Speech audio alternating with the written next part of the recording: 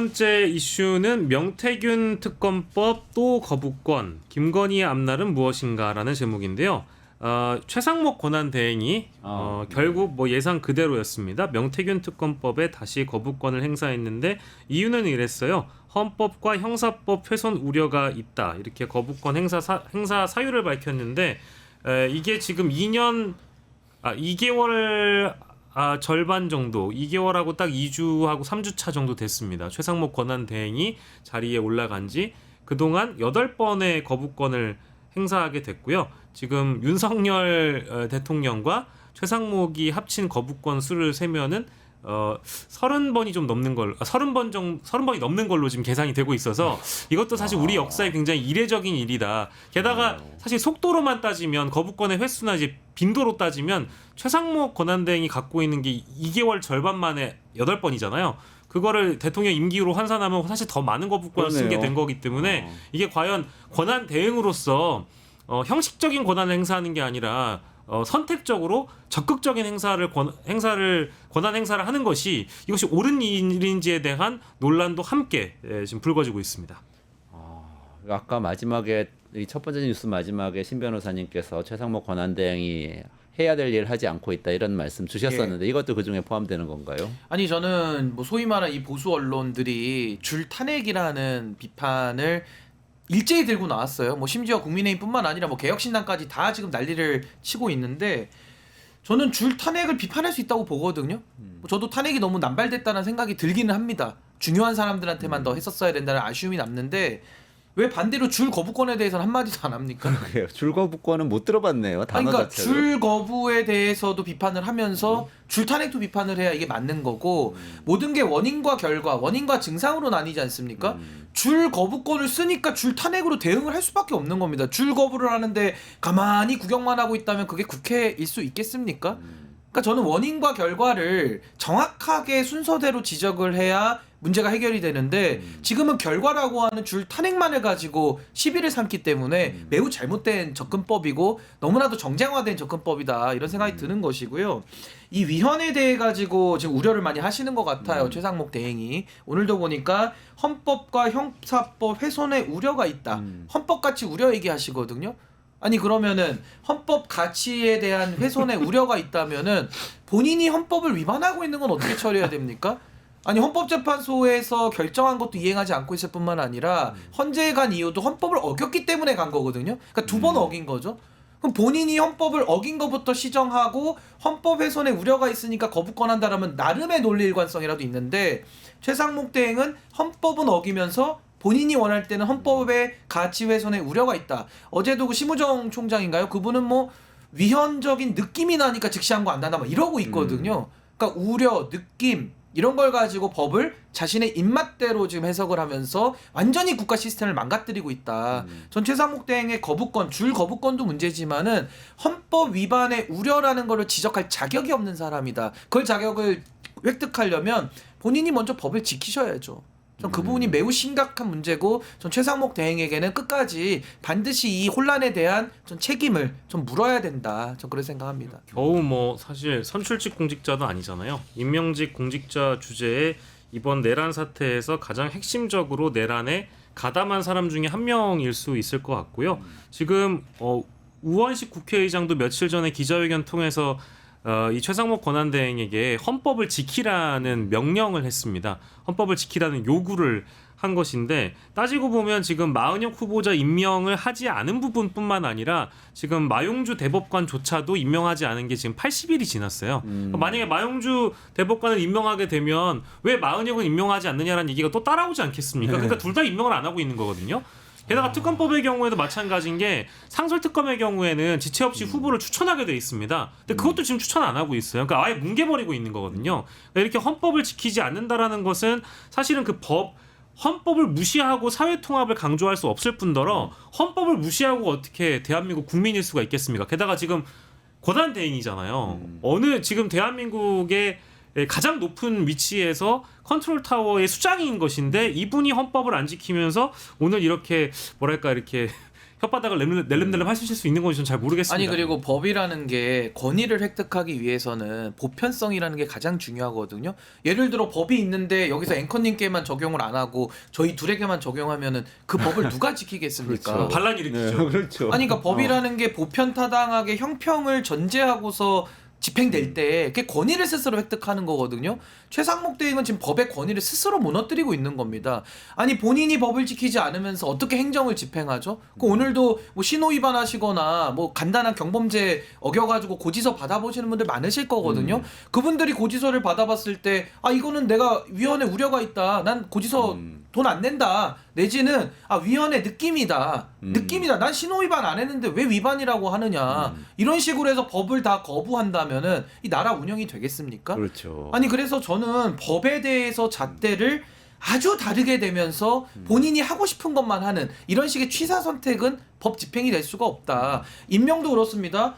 지금 뭐 최고재판소들에 대한 구성원들 임명도 스스로 지금 거부하고 있고요. 그럼 임명을 안 하려면 일관되게 안 해야 될 거 아닙니까? 근데 또 경찰에 대한 고위직 인사는 하거든요. 그러니까 이게 그렇죠. 맞아. 앞뒤가 다 안 맞기 때문에 전 최상목 대행은 지금 저 자리에서 월급을 받을 전 자격이 없다. 그래서 저는 오히려 직무유기로 처벌도 감수하셔야 된다. 전 그렇게 생각합니다. 그게 저 항상 궁금한데 헌법재판소에서 이 누군가를 임명해야 한다. 예를 들면 헌법재판관 마흔역 재판관 임명해야 한다. 이렇게 이 결정을 했을 때 그 행정기관이 그거를 어떤 시한 내에 임명을 해야 된다거나 이런 게 있습니까? 아니 기간을 그냥 정해놓지 않았죠. 왜냐하면 헌재가 결정을 내렸을 때 모든 국가기관을 기속한다고 돼 있기 때문에 기속의 의미가 즉시 효력이 발생하는 거고 구속을 하는 겁니다. 안 지킬 도리가 없으니까 기한도 설정할 필요가 없어서 입법에는 그게 안 나와 있어요. 근데 우리가 민주주의라는 게 법을 만들지 않습니까?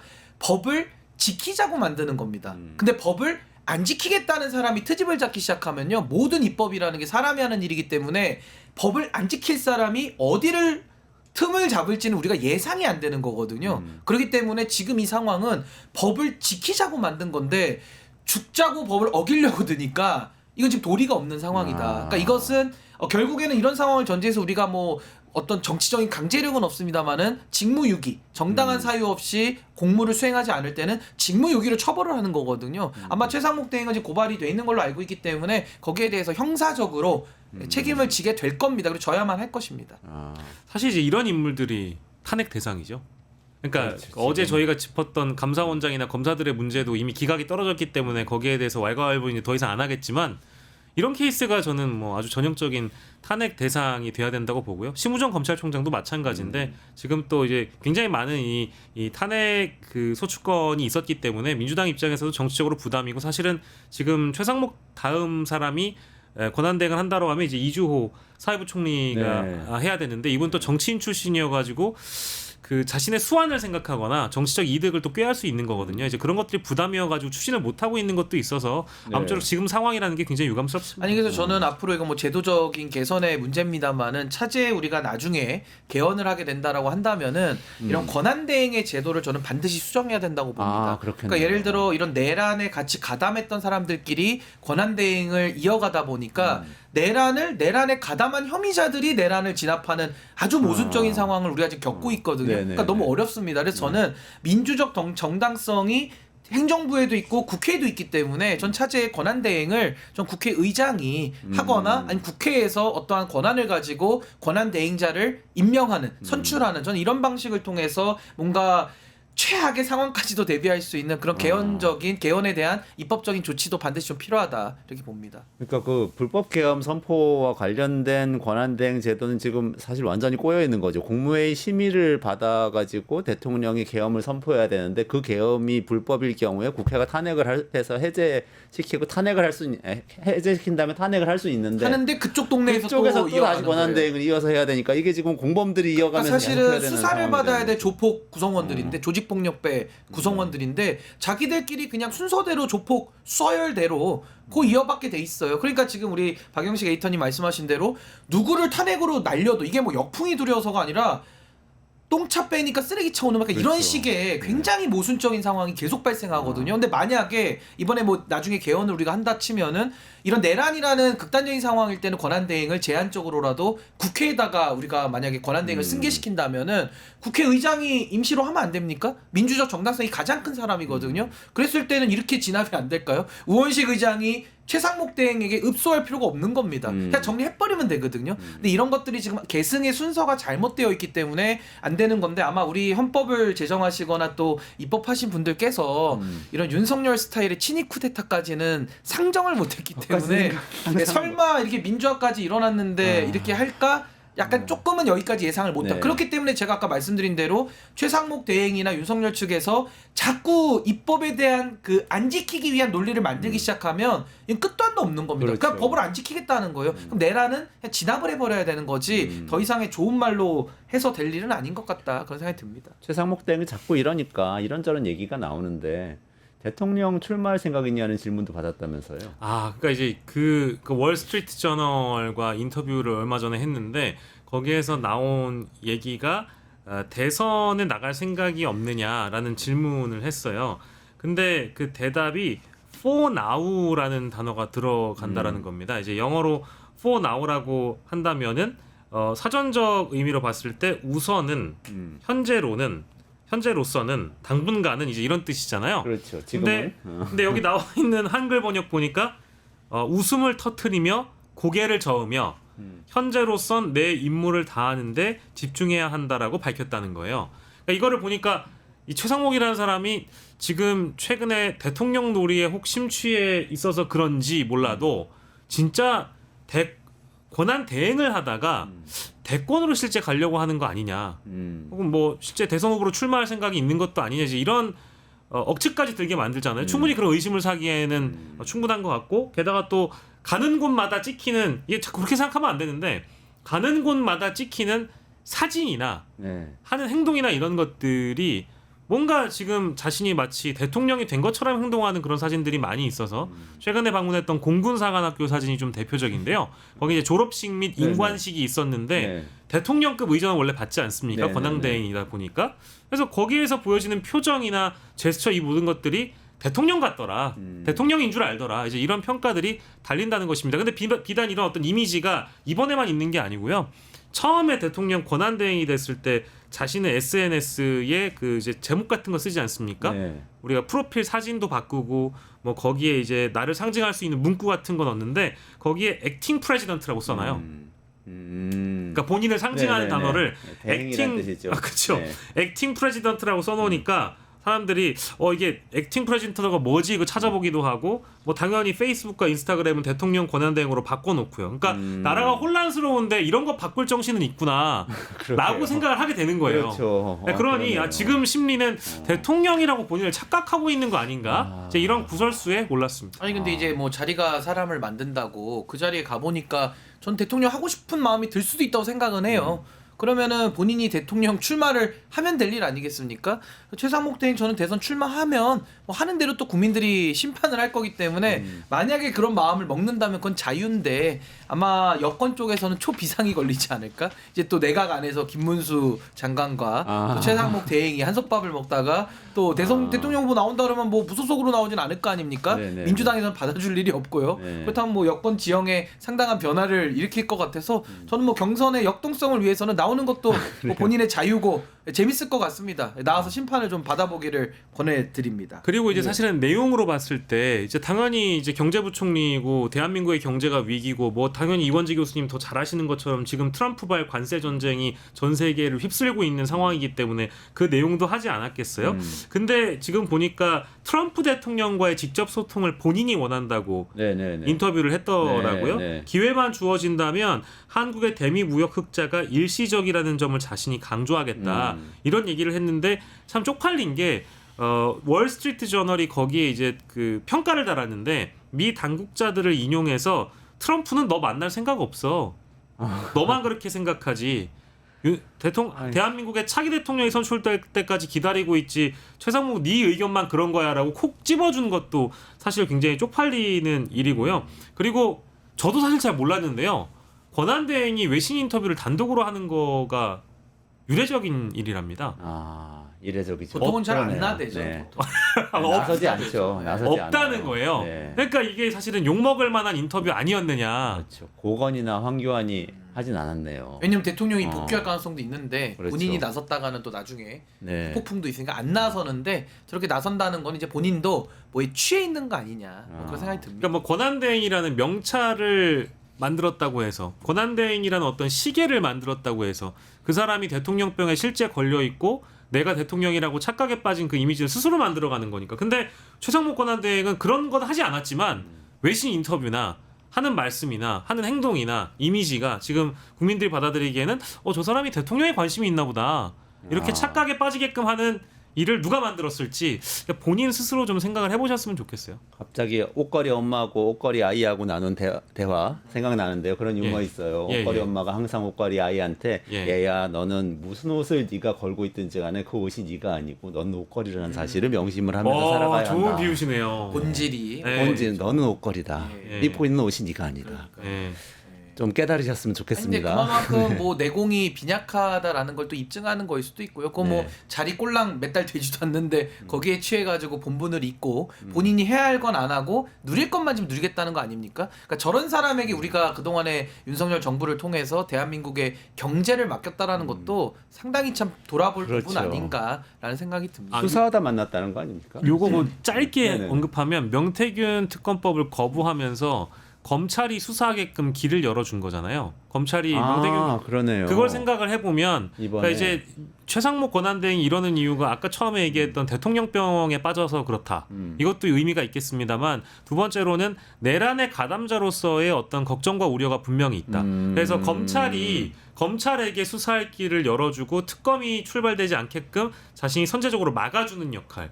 그거를 지금 하면서 자신이 만약에 내란과 관련돼서 수사를 받게 된다라고 하면 검찰이 그걸 덜어줄 수 있게끔 어떤 제스처를 취하는 거 아니냐라는 그런 의혹도 나오고 있다라는 점. 함께 봐야 될 것 같습니다. 요 특검법 얘기로 돌아가서 잠깐만 여쭤볼게요. 그러면 거부권 행사에 대해서 법무부에서도 또 막 발표를 하면서 여러 가지 본인들은 거부권 행사해야 된 이유를 밝혔잖아요. 그 이유들 중에서 어쨌든 뭐 너무 수사 대상이 넓다 뭐 이런 것도 있고 수사 그래서 대상이 위험하다. 불명확하고 뭐 범위가 방대해서 과잉 수사에 따른 또 뭐 인권 얘기했어요. 인권 침해 우려가 인권 있다 침해. 이런 얘기를 했죠. 인권 어때요? 정부네요, 인권 정부. 인권 정부가 왜 이렇게 입을 틀어막아가지고 인권 친화적이에요. 이해가 잘 안 입을 됩니다. 틀어막이 후쿠시마 인권 오염수 많이 뿌리고 인권 정부는 이해가 안 됩니다 정말로. 아니 근데 이게 저는 법적으로는 뭐 어때요? 아니 그러니까 이런 거죠. 수사 범위가 넓어서 못한다? 아니 범죄자가 많으면은 더 중한 범죄 아닙니까? 예를 들어 조폭이 10명짜리 조폭이 저지른 범죄와 조폭이 1000명이 있어요. 저지른 범죄 수사사항 많죠. 그럼 더 심각한 범죄 아닙니까? 그러니까 이거는 얼마나 자기모순적인 발언이냐면 수사 대상이 많고 그만큼 개입한 선거 범죄가 많다라고 한다면은 민주주의를 훼손해도 10번, 20번, 100번 훼손한 거죠. 아니 그러면은 10번, 20번, 100배에 해당하는 엄벌을 해도 모자란 상황에서 수사 범위가 넓으니까 못하겠다? 이거는 언어 도단이고 완전한 모순이다. 많으니까 더 해야죠. 특검의 규모를 더 늘려서 해야죠. 또 어떻게 거기에 대해서 할 게 많으니까 우리는 못합니다라고 이야기하는 것은 참 너무나도 뻔뻔하고 본인들의 말이 가지는 그 함정, 말이 가지는 모순을 전혀 인지하지 못하고 있거나 아니면 인지하면서도 그런 말을 한다라면은 상당히 이건 좀 사악한 의도 아니냐 그런 생각이 듭니다. 그리고 여기 보면 현 시점에서 특검을 도입하는 게 특검 제도의 보충성과 예외성 원칙에 배치된다라고 얘기를 하는데 이 말인즉슨 명태균과 관련된 사건을 검찰이 지금 충실하게 이미 수사를 진행하고 있고 수사의 고삐를 확 잡아 틀어가지고 여러 이제 정치인들 수사로 뻗어나가고 있는데 특검이 이 시점에 출발하는 것은 잘못됐다라는 표현, 그러니까 법무부로서는 당연한 표현이라고 보는데 예전에 특검도 다 그랬어요. 검찰이 수사를 하다가 이어받아가지고 다 보완해서 그랬죠. 박근혜 특검도 그렇게 다 그렇게 했습니다. 박근혜 특검도 그렇죠. 검찰이 잡아 넣고 특검 들어갔죠. 맞아. 박근혜 그랬죠. 특검. 다. 그러니까 이게 법무부 차관이자 장관 대행의 입장을 제가 보고 나서 느낀 거는 역대 특검을 안 돌아봐서 이런 입장을 발표한 건 아닐 텐데 네. 그냥 검찰이 그러니까 해봐라 이거죠. 그러니까 이 사람들의 논리가요 전형적인 내로남불이에요. 그러니까 자기가 할 때는 정의롭고 다 되고 남이 한다 그러고 본인들이 대상이 되면은 다 못한다 그러거든요. 아니 그 가장 대표적인 예가 박근혜 특검입니다. 그때 박영수 특검, 수사팀장 윤석열, 네. 수사팀 검사 한동훈 그 자들이 들어가가지고 수사 이어받아가지고 그 국정농단 수사한 거거든요. 그렇죠. 그거랑 이게 지금 뭐가 다릅니까? 오히려 지금 사안은 그때는요. 그래서 김수남 총장이 나름 수사하는 신용이라도 하다가 이제 특검 넘어간 거예요. 근데 지금은 아무것도 안 하고 그동안 창원지검 수사과에 처박아 놓고 내란 있으니까 수사보고서 써놓고 한 달 동안 두 손 놓고 있다가 인제 와서 여러 언론들 특히 우리 뉴스토마토나 또 뉴스타파나 이런 쪽에서 막 푸시를 하니까 인제 와서 조금 깔짝깔짝거리면서 이걸 가지고 본인들이 수사를 할 테니까 나더라. 이거 국민 기만적 발언이다. 그리고 저는 그 봅니다. 중앙지검장도 복귀하면서 네네 이창수. 예 민주당 동봉투하고 명태균 게이트 내가 잘 살펴보겠다 이런 얘기를 어제 했잖아요. 네네네. 그거와도 좀 연관된 것 같기도 합니다. 아 근데 이거 특검법 국회에서 뒤집을 수는 없나요? 200표 넘어가면 제의해가지고. 그러니까 예를 들어 제2결을 요구를 이제 거부권을 행사했으니까 이제 제2 요구라고 하는데 이제 국회로 넘어오면은 무기명으로 출석 의원의 3분의 2가 동의를 하면 통과가 되거든요. 그럼 뭐 300명 다 표결에 참여한다고 하면은 뭐 산술적으로는 200명 이상 나와야 되는 것이죠. 근데 그 안에서의 변수라고 한다면은 개혁신당이 발의는 하지만은 이자들이 결국에는 이분들이 연루가 돼가지고 본인들의 범죄가 이준석 의원을 필두로 해서 뭐 칠불사 회동이라든지 여러 가지 그 연루된 의혹들이 있기 때문에 이분들이 반대표를 던질 수 있는 겁니다. 충분히. 그러면 보수적으로 따지면 11명 이상의 소위 말하는 소신표, 이탈표를 갖고 와야 되거든요. 국민의힘에서. 그러니까 이게 좀 어려워 보이긴 합니다만 또 생각해보면 굉장히 쉬운 게 지금 명태균 이슈와 국민의힘 안에서 좀 먼 분들이 있어요. 예를 들면 한동훈 대표를 지지하는 분들이라든지 아니면 김문수 장관을 지지하는 분들은 명태균하고 또 연관이 없을 수가 있거든요. 네. 이런 분들은 오히려 차기 경선을 생각하면 아니 이참에 그냥 우리 손 뭐 묻혀 피 묻혀가지고 제거할 게 아니라 그냥 명태균 특검 얼마나 명분이 좋습니까? 해야 되잖아요. 그럼 이분들이 그냥 안막에 들어가서 찬성 시원하게 딱 찍고 나오면은 통과될 가능성도 있는 거예요. 이거 무기명 투표입니까? 네, 무기명으로 합니다. 아, 그러면은 그 출석의 진짜- 3분의 2니까 또 누가 뭐 해외 나가거나 놀러 가고 이러면은 조금 그 모수가 줄어들어서 아까 말씀드린 계산법보다는 더 이제 적은 표의 이탈만 있어도 통과 가능하죠. 이 가능성은 있네요. 저번에 네. 그 본투표가 274명 중에서요 182명이 찬성해서 가결됐는데 그때 반대 91인이었고요 기권 1명이었는데 182명 중에는 개혁신당 의원들도 들어가고 국민의힘의 그 김상욱 의원은 찬성표를 던졌어요. 근데 이제 앞으로 제2요구하게 되면 무기명이라고 말씀드렸잖아요. 명태균 게이트에 사실 연루가 돼 있는 사람 중에는 이준석 의원도 있습니다. 그러면 무기명 투표 때는 과연 카톡이 제일 많이 나오더라고요. 그대로 자신의 이름이 나오지 않기 때문에 찬성표를 던질 수 있는지 일단 봐야 될 것 같고요. 그래놓고 나와서는 또 뭐 찬성했다 이렇게 얘기를 했으니까 이게 그러니까 모르는 무기명이라 알 수가 모르는 거죠. 없습니다. 현재로서 변수가 모르는 많습니다. 거네. 뉴스토마토가 12.3 내란을 막아낸 시민영웅 1000명 찾기 프로젝트를 진행합니다. 내란을 막고 탄핵 소추를 이뤄낸 시민영웅 1000명을 찾아내 대한민국 민주주의의 역사로 기록하고 시상의 본보기로 삼음으로써 민주주의를 더 널리 확산하기 위한 프로젝트입니다. 이 과정에 직접 참여했거나 참여자를 추천해 주실 분들은 우측 제보하기 QR코드나 아래 메일로 추천 및 제보해 주세요. 많은 참여 바랍니다. 뉴스토마토와 함께해 주실 분들을 기다립니다.